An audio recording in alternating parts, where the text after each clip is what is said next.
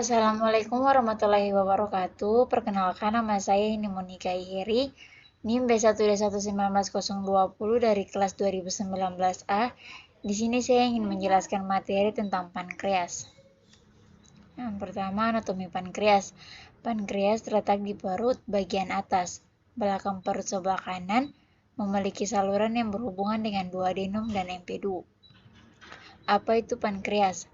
Pankreas adalah bagian dari sistem pencernaan yang membuat dan mengeluarkan enzim pencernaan ke dalam usus dan juga organ endokrin yang membuat dan mengeluarkan hormon ke dalam darah untuk mengontrol metabolisme energi dan penyimpanan seluruh tubuh. Fungsi pankreas terbagi atas dua, yaitu eksokrin dan endokrin.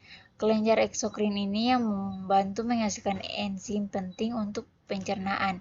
Sedangkan kelenjar endokrin ini yang membantu dan melepaskan hormon penting ke aliran darah. Hormon yang dihasilkan oleh pankreas yaitu insulin dan glukagon. Insulin bertindak untuk menurunkan kadar gula darah dalam tubuh, sedangkan glukagon bertindak untuk meningkatkan gula darah dalam tubuh. Enzim yang dihasilkan oleh pankreas yaitu lipase, amilase, dan protease. Amilase diproduksi di hati untuk memecah lemak dalam makanan, sedangkan amilase membantu memecah pati menjadi gula yang dapat digunakan untuk tubuh sebagai energi. Protease untuk memecah protein dalam makanan dan membantu melindungi pencernaan dari kuman yang mungkin ada di dalam usus. Kita masuk pada cara pemeriksaan gangguan fungsi pankreas. Yang pertama, amilase. Peranalitiknya, yang pertama jenis sampelnya sampel serum sama plasma heparin. Cara pengambilannya darah kapiler sama darah vena. Cara penyimpanannya 1 pada suhu 20 derajat Celcius sampai 25 derajat Celcius stabil selama 1 hari. Yang kedua pada suhu 2 derajat Celcius sampai 8 derajat Celcius stabil selama 7 hari. Yang ketiga pada suhu minus 20 derajat Celcius stabil selama 2 bulan sampai 1 tahun. Analitik pada amilase yang pertama standar WHO, metode yang digunakan pada pemeriksaan amilase ini yaitu reaksi enzimatik merupakan standar WHO.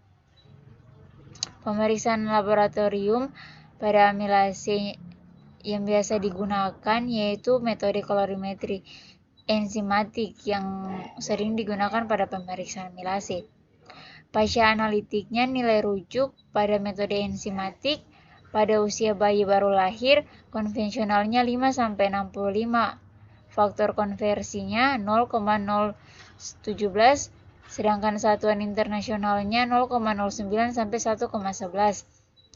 Pada usia dewasa konvensional 27-131, faktor konversinya tidak ada, satuan internasionalnya 0,46-2,23.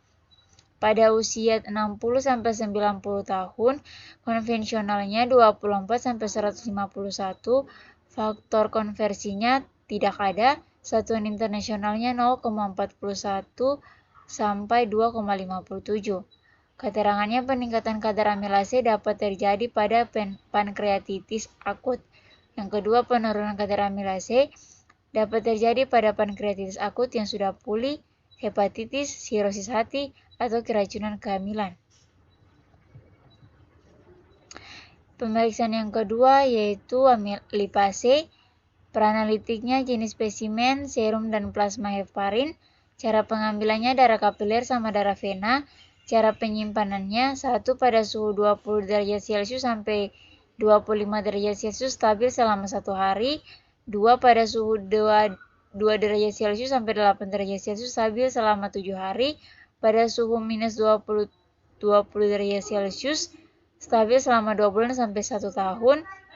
Pada suhu minus 70 derajat Celcius stabil selama 3 tahun. Analitik pada standar IVC, metode yang biasa digunakan yaitu metode kolorimetri enzimatik. Yang kedua, analitik yang biasa digunakan yaitu metode kolorimetri kinetik. Pasien analitik pada lipase yaitu nilai rujukannya 10–140 mikron per liter. Interpretasi hasilnya, satu peningkatan kadar lipase dapat terjadi pada pankreatitis, obstruksi saluran pankreas, kolestatis akut, sirosis, penyakit ginjal yang parah dan penyakit radang usus.